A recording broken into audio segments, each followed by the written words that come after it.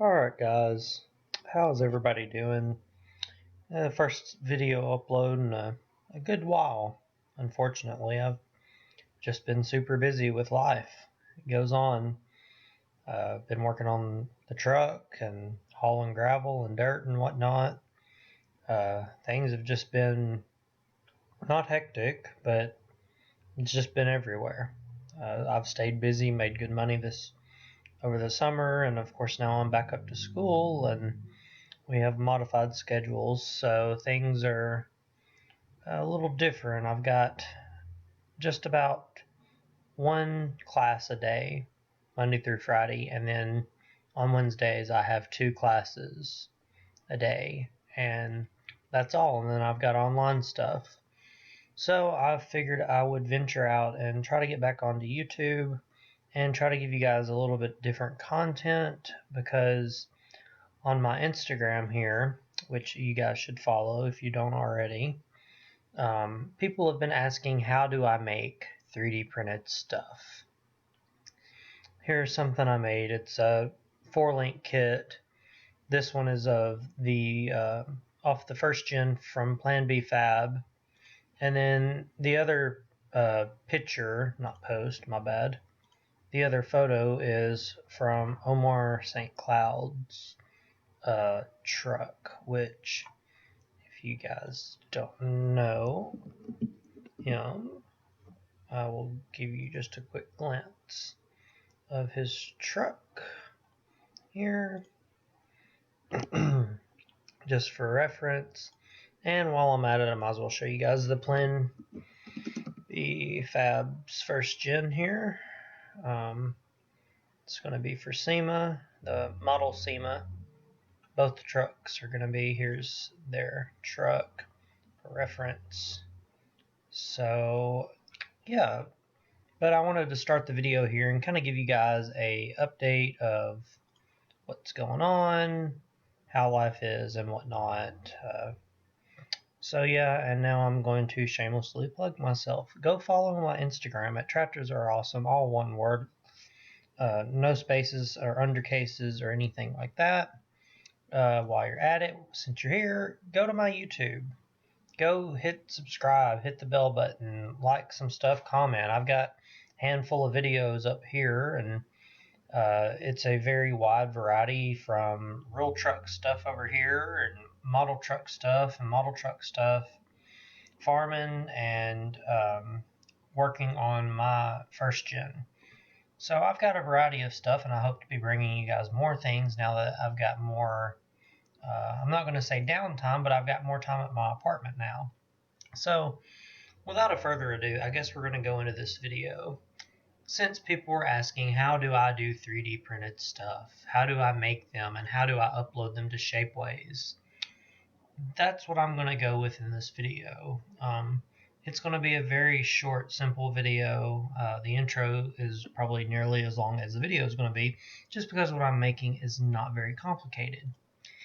With SEMA coming up in November, 1st through the 3rd, I believe, model SEMA, I thought I need some of these VIP carpet pedestals, whatever you want to call them, for the red ropes or chains or whatever. So this is the reference image, and this is the website that I use for all of my scale calculations. So I take the real world thing. I think I looked up and I found out that these were about 4 feet tall in real life, 3.5, 4 feet. So what I did with that tool is I said I want to convert 4 feet in 1:1, which is real life scale, to millimeters in 1/64th scale. The reason I use millimeters is because it's very easy to use with the with Tinkercad, which is what I use to to model. So whenever it's on a metric scale, it makes things a lot easier, because you just count up. It's 1, 2, 3, 4 millimeters, not an inch and 3/16 or an inch and 5/16 or an inch and 7/32, whatever that may be. It makes things so much easier in millimeters. So 4 feet is around 19.05 millimeters, and we're just going to make that 19 to make it easy. But for y'all that want it into inches in 160 in inches in 1/64 scale, let's see, it's about 3/4 of an inch. So that gives you guys an idea, but I much prefer to use millimeters because it's easy to count up. So without further ado, we're going to go here.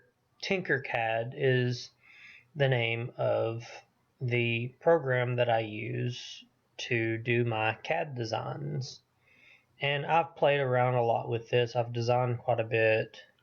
You can see I've got a ton of stuff here that I've been working on in the past and designs that I found from other people. I've just got a lot of stuff going on. So you start a new thing, which I've already labeled and done everything like that. So this tutorial is going to be relatively short because it's actually very easy to do. For this one, I'm going to be making this the pedestals, or whatever you want to call them. I'm going to be making them to eye, so I'm not worried about measurements right now, because I'm going to take the whole pedestal, tower, whatever you want to call it, and I'm going to resize it once I'm done. So that's my plan. So things like that's not going to matter. So I'm going to give you all a quick rundown of how Tinkercad works. I kind of think it works a lot like Legos almost. It's a very basic program. It's really only good for basic shapes. You can do different things with the shapes. And if you understand it and how it works, over here on the left hand side, this is your views. This helps whenever you have a touchpad, which I've got a mouse with my laptop right now. But this helps with a touchpad because it's very hard to move things around whenever you don't have it. You can click different views. You can look at it different ways here. Just depending on which way you want to look at it. You can even look at it from the bottom. The flat bottom of like a 2D plane or back to 3D. However you need to do that. You have these buttons down here. So you can zoom with the scroll wheel or you can use the buttons here. And if you get your shape off of the center, you can use this button right here. Or of course you can use the letters and you can fit it to your screen again. So now that we're done with that part, we're going to move on to the right hand side.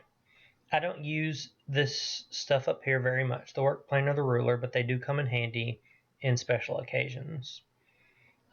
These are the simple shapes that it gives you to work with, and we will be using a few of these just because I want to make the design look a little bit more intricate than just a flat dish at the bottom and a pole that comes up with a ball on top. I want to give it a little bit more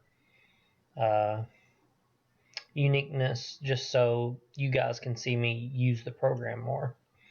But we're going to start off with this cylinder here. With all of these shapes, they can be made into a hole.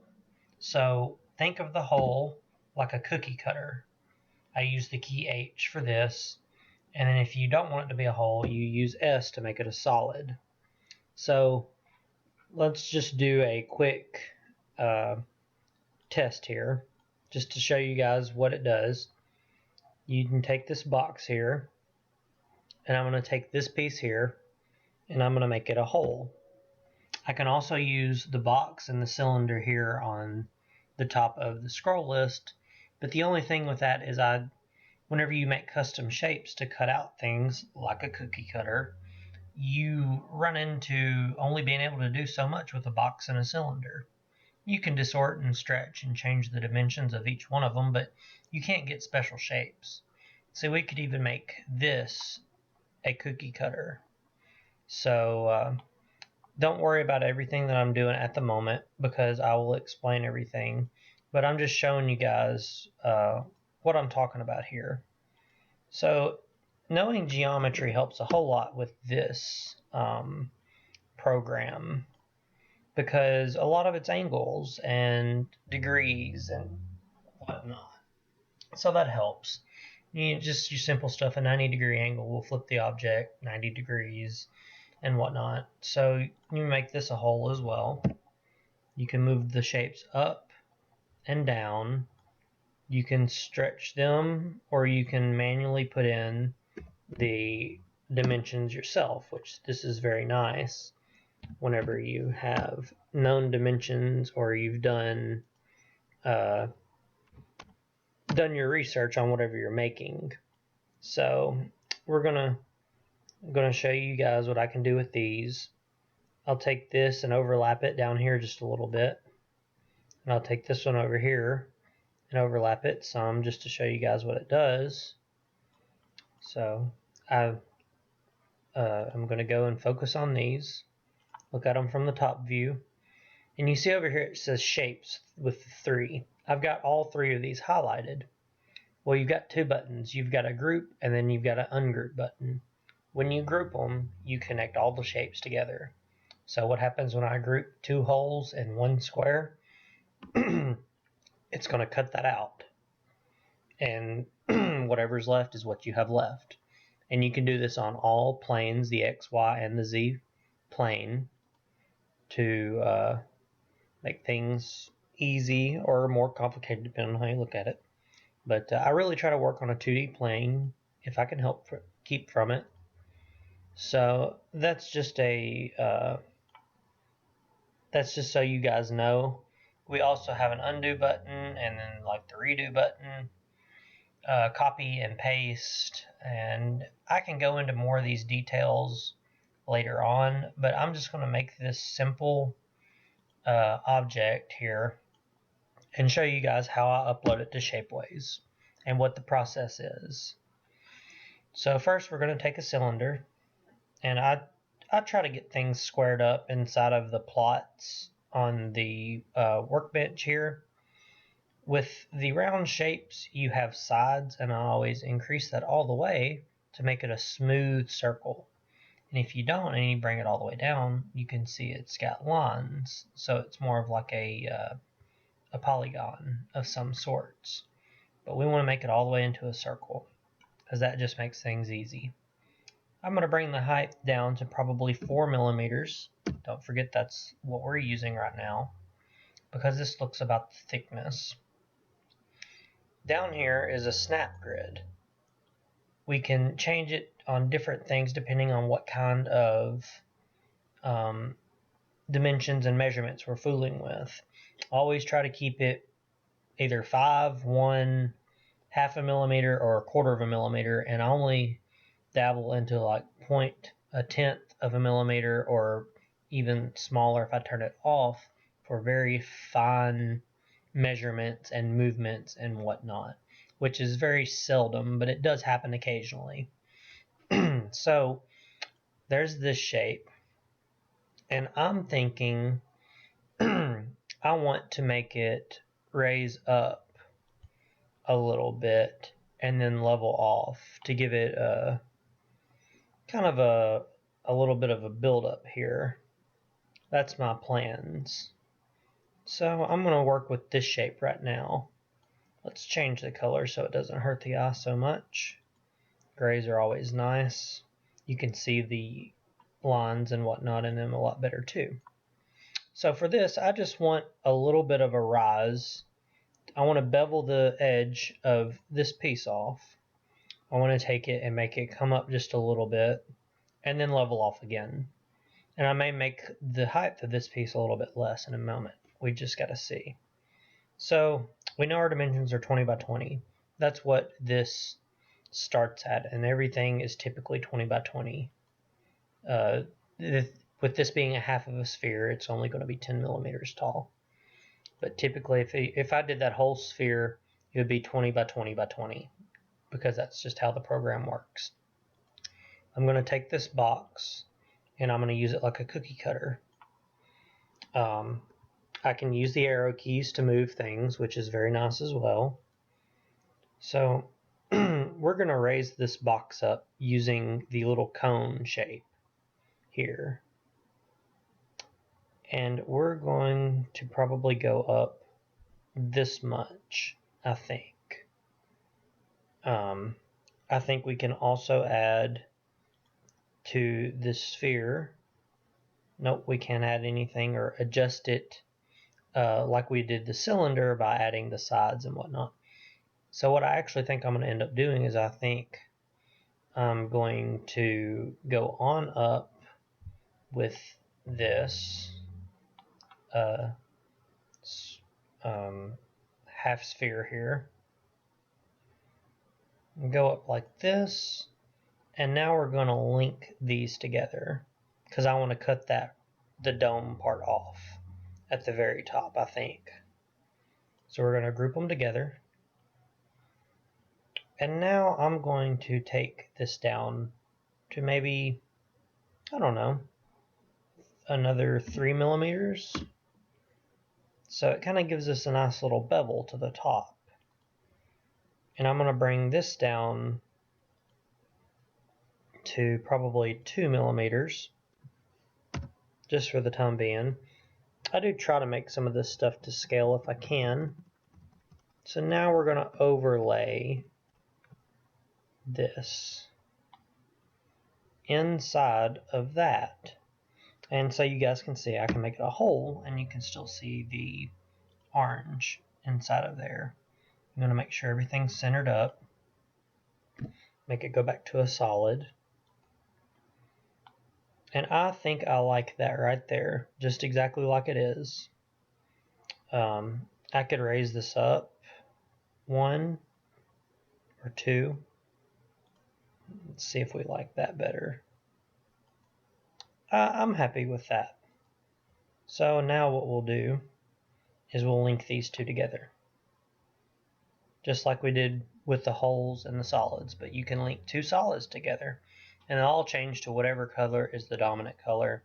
Again, I like gray. It's easy on the eyes, and you can see kind of where shapes meet together. You can see right here there's a small blue line where the shapes just don't 100% perfectly line up, but that is a relatively small issue for right now. So now we're going to do the column part that goes up. So we're going to go down to, let's just go with 4 millimeters by 4 millimeters. And that's going to have to be smaller than that. Thinking probably 2 by 2. And also this piece is going to have to be smaller because it's much taller than it is wide. So let's go to, let's do 6 by 6. It's going to have to be bigger than that, so let's do 10 by 10 and see how we like that. And then it looks like this is actually centered. Select it all and center it again. And as we can see, this is actually centered, which is very, very nice. So I'm going to bring the height down to probably, let's just do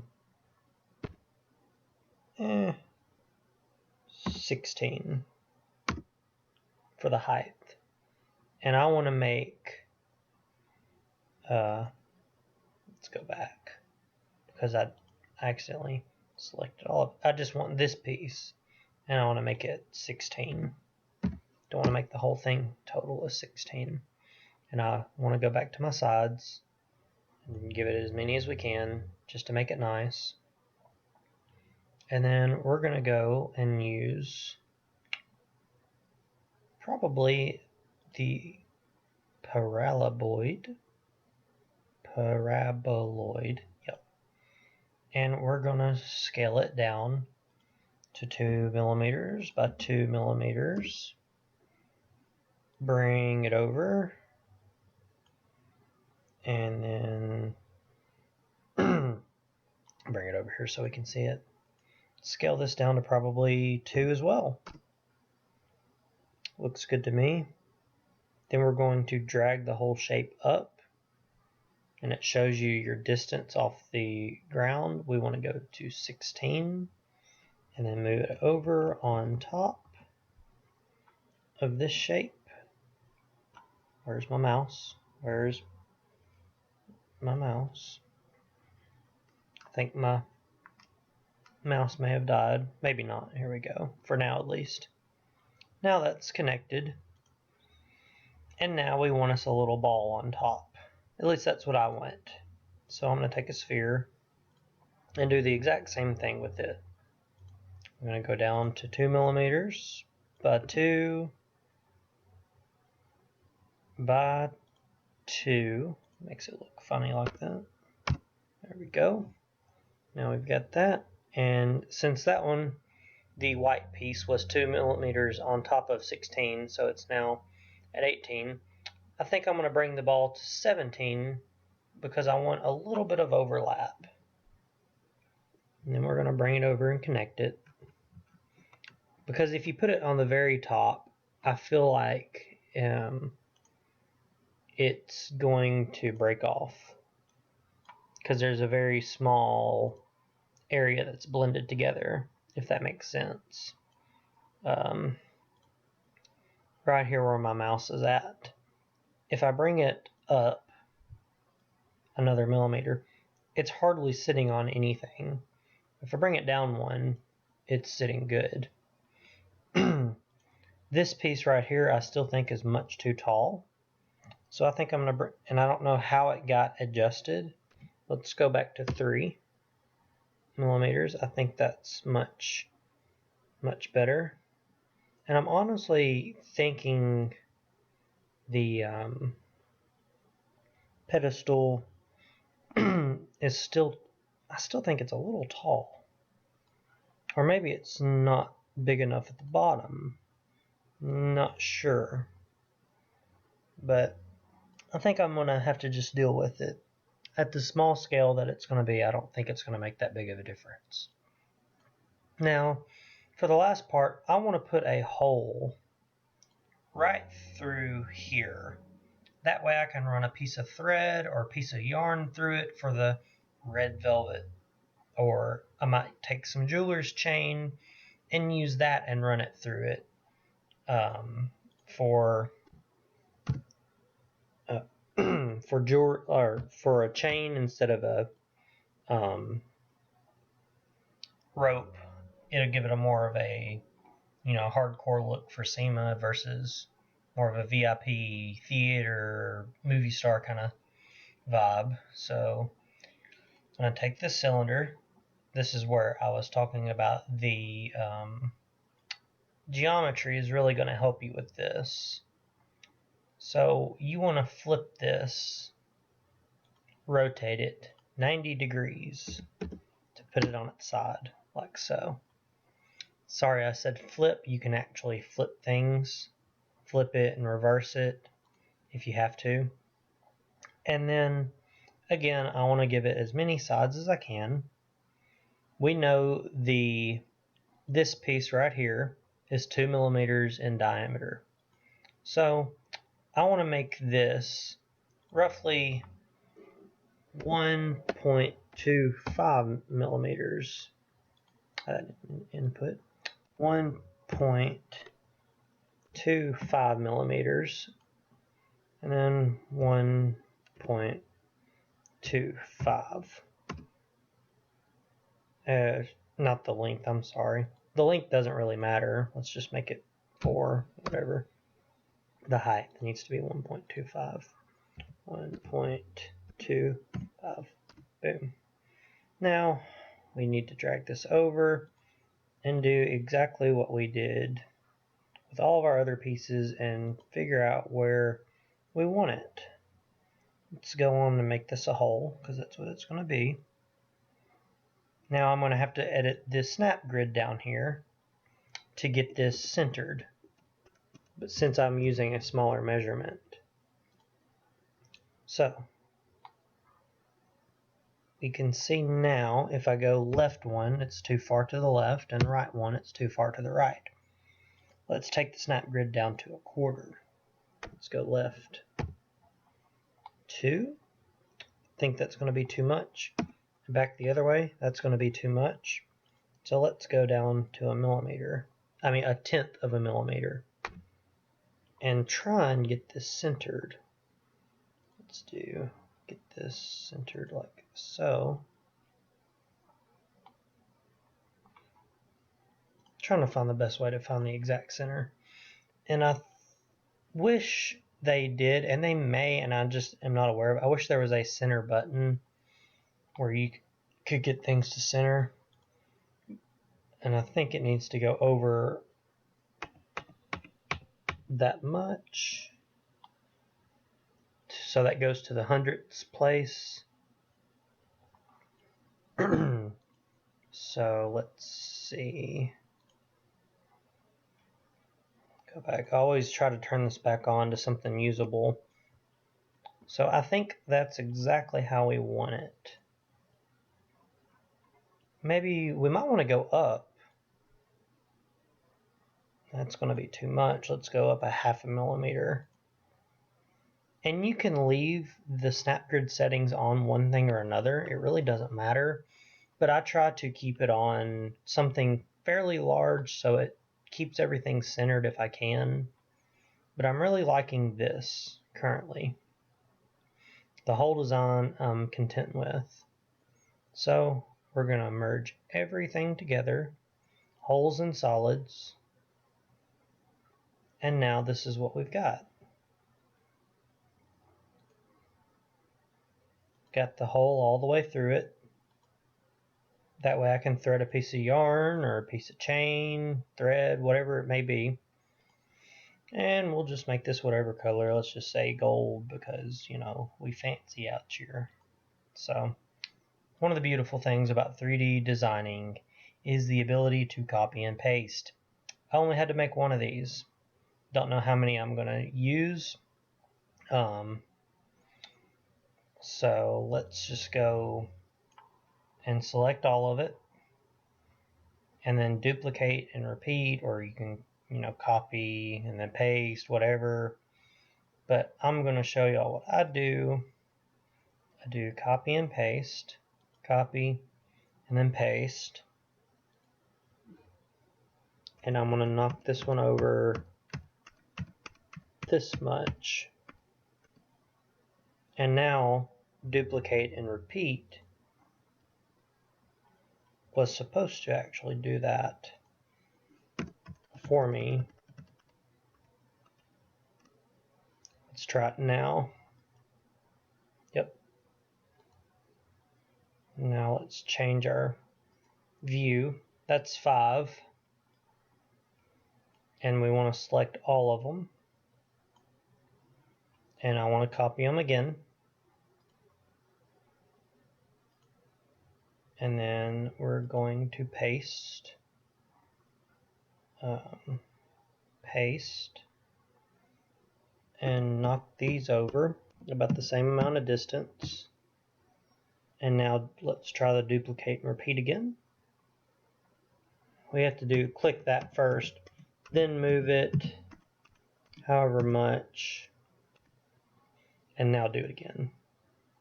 Boom, boom. We went from 1 to having 25 in, what, a minute, maybe less? I'm not sure how many of these I'm going to need, so I'm just going to make an additional 25, you know, the whole exponential growth kind of thing here. You don't want to do too much, though, because you can get the system laggy after you duplicate so many shapes, which is not a good thing. And I hope I'm not going to do that. So I duplicated and repeated, and it's starting to get laggy a little bit. But I think we're all good. This is probably the most that I'm going to want to make on one print. print anyways. And then what we'll do is, I'm not going to use this file because I'm going to work with it a little bit more and add my structures under here. All I do is I take the box, shrink it down to 1mm by 1mm, and then I just connect every single one of these together with one box. And I'll connect this row, this row, this row, and this row, and then maybe go every other row horizontally and connect them. That way, when Shapeways reads the file, we're going to go here. Let's pretend that I exported this. You export it as an STL file, then you can open it and save it or whatever you have to do. So let's pretend that I did that, and I've got it. So now I'm going to go create your account. It's not that hard. It's just common stuff. And go to my 3D models, and I'm going to go to upload. So now I'm going to choose a 3D file that I would choose the one that I just downloaded. I've got a handful here that's already been done. So let's just take, I don't know,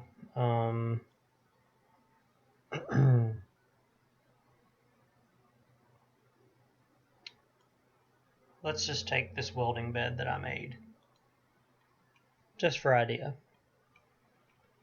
Let it do its thing, upload it. Again, we're going to pretend that this is the pedestals that I made.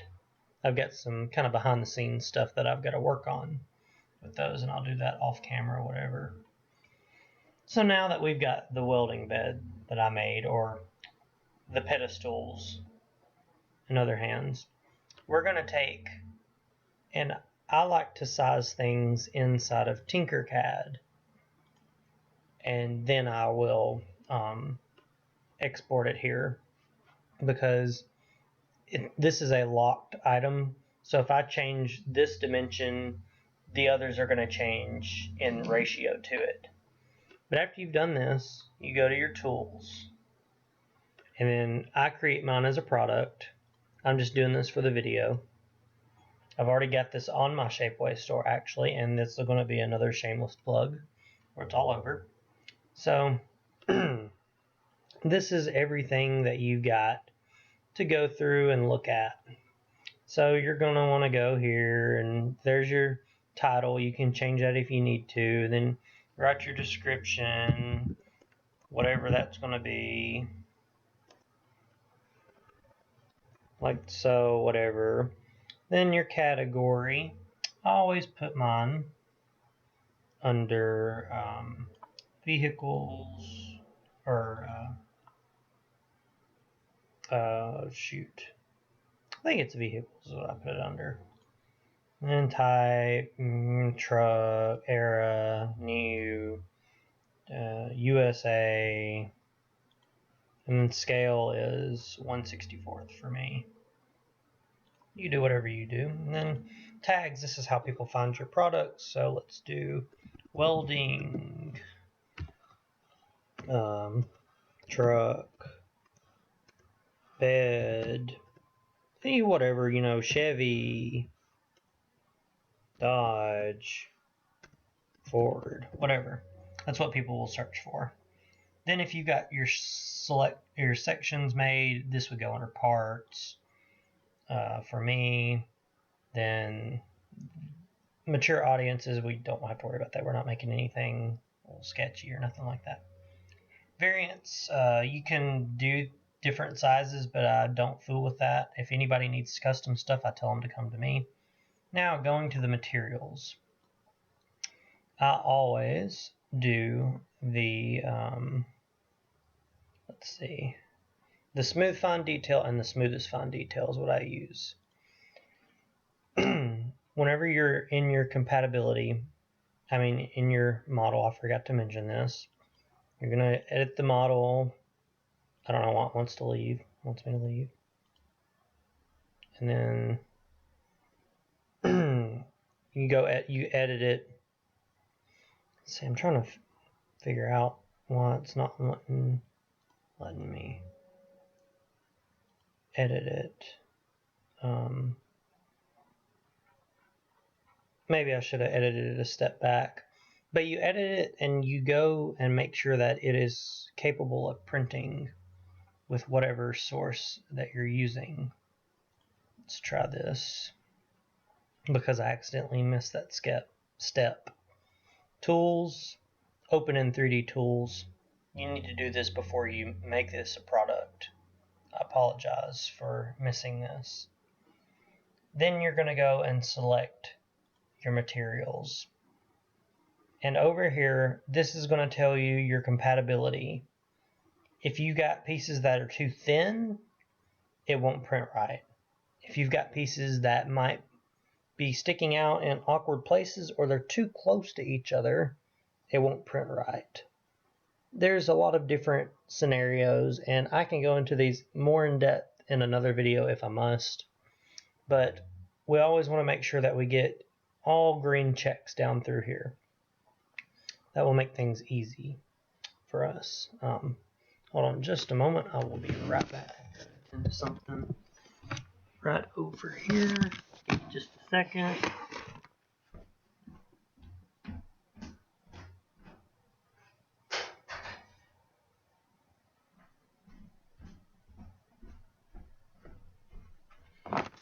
Sorry about that. I had to take supper off the stove. But now that we're back, it takes a long time to load sometimes, but you definitely need to make sure things load. My computer was just being slow, but it'll load. Make sure everything's compatible. If it's not, you've got to go back to the design and do change things. If it needs to be thicker in places, you go back and make it thicker. It's all the choice you have to do. Sometimes you can go through Shapeways and change it, but a lot of the times it's not that simple. So now you go back to your model and you make your product out of it. Tools, edit product, if you're going to upload for a shop. If not, you just go straight to 3D print. So it's loading the renders. And then once you choose your materials, let's see. Yeah, you choose your materials. Say, smoothest fine detail. Then it gives you a price. And then you can add money on top of that you will pocket. Shapeways takes a small percentage of, I believe, 3% of your markup, and they keep that as well. It's robbery. And then you just choose your images, how you want your product to look. You can look at different axes, zoom in, zoom out, whatever. Once you're all done with that, you can even link a video like YouTube. You can also add photos here. And once you're all done with that, you go to Save Changes. Or before you do that, you need to make sure you offer it for sale to other people and display it to the public so it can be found and searched for. Save your changes, and then you go down to the bottom once it goes to the next screen, and it'll be print product. And you print it, pay for it, pay for shipping, process, and speed it up if you want. And that is pretty much it. I didn't show every single little detail and step just because I can go more into depth with it, and I guess it's nearly time to wrap this video up. We're going to go back, and I'm going to continue to shamelessly plug myself because, it do be like that sometimes. Go check out my Shapeways store here. I've got all sorts of designs up, some that I've bought, some that I've made. There's a whole variety of stuff out. If you need something custom made, DM me on my Instagram account. That is the best way to do things, most efficient way to get through me. My phone number is actually linked on here if you need to get to it for some odd reason, but I promise you, just DM me. I will see your DM unless I mistakenly delete it, which happens once in a blue moon. So if you guys enjoyed this video, please like, comment, subscribe, hit the bell button, do your things. I'm aware this isn't the actual bell button, but whatever. But do that stuff. I appreciate you guys for watching. And I hope to see y'all in more videos, and I would love to see you guys comment down below more things that I can make or 3D print or more tutorials that y'all want to see. This here was a small tutorial I did of designing the cradle on my Instagram. I've got stuff for sale, all sorts of pictures, things, videos, engine, my truck. It's full of stuff. So to wrap this video up, thank you guys for your time and watching this. Again, like, comment, sub, do that stuff. God bless y'all, and I will see y'all in the next video. See ya.